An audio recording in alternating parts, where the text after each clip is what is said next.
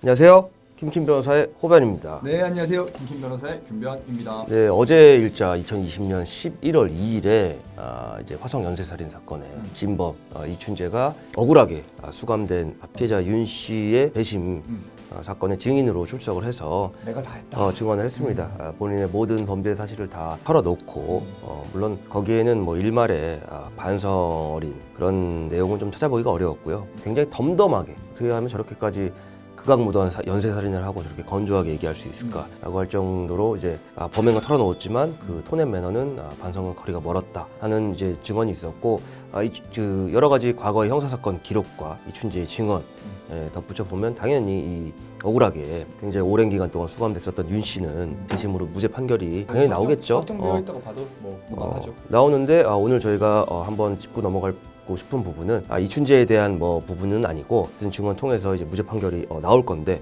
그럴 경우에 이윤 씨가 억울하게 구금되었던 그 정말 십수년의 세월은 누구한테 보상받을 것이며 국가는 여기에 어떤 책임을 져야 될 것인가에 대해서 한번 말씀을 드리려고 합니다.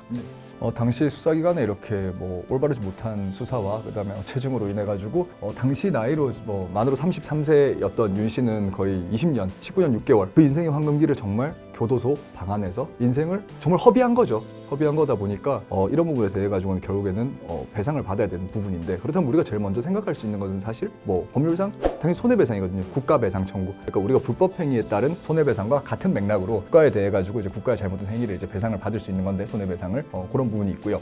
그리고는 이런 부분들은 많이 모르시는 부분이긴 한데 형사보상 청구라는 게 있습니다. 예를 들어서 이제 유죄가 확정되어 가지고 형을 살았거나 집행을 받은 사람이 무죄가 나왔을 때 그 부분에 대해서 좀 신속하게 국가에다가 내가 입은 피해에 대해 가지고 형사보상을 청구를 할 수 있고 그렇게 되면은 손해배상은 뭐 입증도 해야 되고 또 시간도 많이 걸리고 하는 반면에 이거 같은 경우는 조금 빨리 일정 부분 보상을 할 수 있습니다.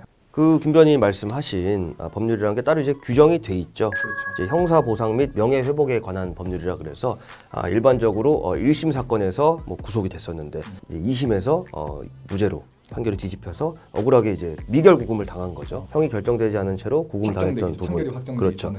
그런 경우가 있고 지금 이 사건처럼 이 피해자 윤 씨는 사실은 확정이 되고 확정된 이제 판결에 따라서 이제 억울하게 19년 6개월을 산 건데 이 경우에는 이제 재심으로 사건 결과가 무죄로 뒤집혀졌을 때 국가에 청구를 할 수 있는 건데 뭐 일반적인 불법행위 손해배상 같은 경우는 청구하는 원고 측에서 원칙적으로 입증 책임을 지게 돼 있거든요. 근데 사실은 이거는 이제 국가가 너무나 중대한 잘못을 한 거에 대한 보상의 성격을 가지고 있기 때문에 재판부에서 좀 직권으로 그런 이제 해당 불법 구금 기관이라든가 어떤 잘못을 국가기관이 했는가에 대해서 좀 직권으로 조사를 할 수 있게 돼 있고요. 당연히 이 피해자 윤 씨 같은 경우는 뭐 그런 걸 뭐 구체적으로 따질 필요 자체가 없죠. 그렇죠. 너무 명백하고 중요한 건 보상액인데 여기 이렇게 정해져 있습니다. 이제 구금에 대한 보상을 할 때는 1년을 구금당한 사람이 있고 지금 피해자 윤 씨는 19년 6개월이잖아요. 매년 불법 구금이 일어나는 거죠. 그래서 각 해에 최저임금법에 따른 최저임금의 5배까지 보상을 해줄 수 있게 하고요. 사실 이게 뭐 어떻게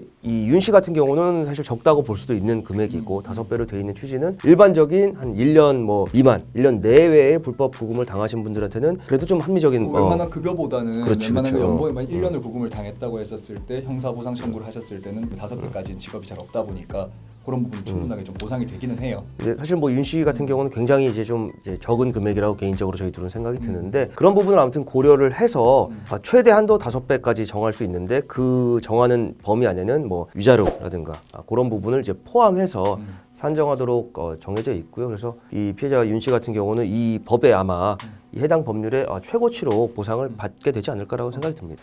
그리고 또 이제 이 형사보상법으로 보상을 받는 것 외에 원칙적으로는 사실 국가배상으로 또 배상을 받을 수가 있는 부분인데 그 금액 같은 경우는 사실 뭐 정확하게 얼마가 나올지는 알 수는 없겠지만 20년 동안 사실 꽃다운 나이에 옥살을 했던 부분이기 때문에 혹여나 이 형사보상법에서 보상하지 못하는 부분에 남은 금액이 또 있을 수 있기 때문에 별도로 윤 씨 같은 경우는 국가배상 청구도 좀 하셨으면 좋겠다는 생각입니다.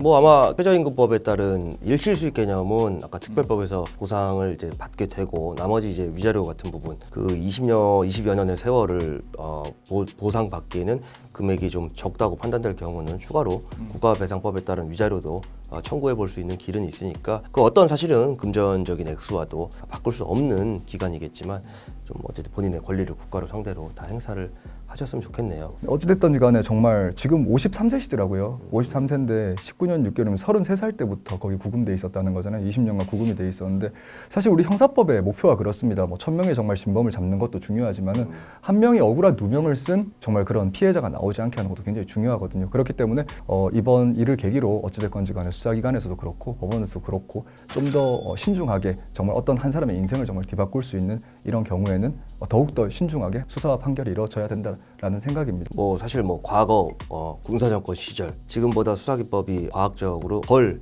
발전했을 때 이런 일이 있었던 거고 설마 요즘 시대에도 이런 일이 있겠어 라고 생각할 수 있는데 있을 수도 있어요. 사람이 하는 일이기 때문에 분명히 그런 김변 얘기대로 현범의 진범을 잡기 위해 한 명의 억울한 피해자가 발생하는 경우가 있을 수 있기 때문에 수사기관에 종사하시는 분들도 모두 다 그런 경각심을 가지고 한 분 한 분 이제 현장에서 근무하고 계실 거라고 믿고 저희 같은 법조인들도 그런 억울한 일이 없도록 심혈을 기울여서 노력을 해야 될 거고 일반 국민 한 분 한 분의 건전한 비판의 자세가 결합돼야 이제 진짜 다시는 이런 억울한 경우가 생기지 않을 거라고 생각이 들고요. 아무튼 윤 씨의 지난 그 청춘과 맞바꾼 세월 저희가 국민의 한 사람으로서 진짜 진심 어린 위로의 말씀을 전달드리면서 이 사건은 잘 마무리가 되고 충분한 보상을 받으셨으면 좋겠어요. 꼭 저희가 응원합니다. 네. 네.